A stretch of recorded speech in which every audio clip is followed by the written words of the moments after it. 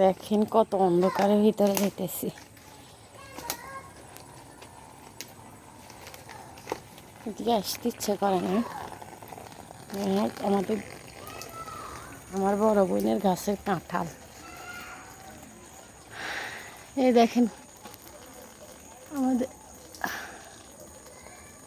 আমার আপার গাছের কাঁঠাল।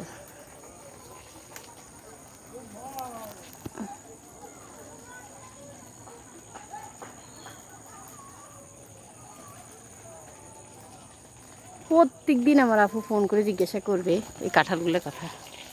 তো যাই হোক, আলহামদুলিল্লাহ এখনও ভালো আছে, কাঁঠালগুলো এখনও পাকে নাই, এখনও শক্ত, ইতিমধ্যে পেকে যাবে।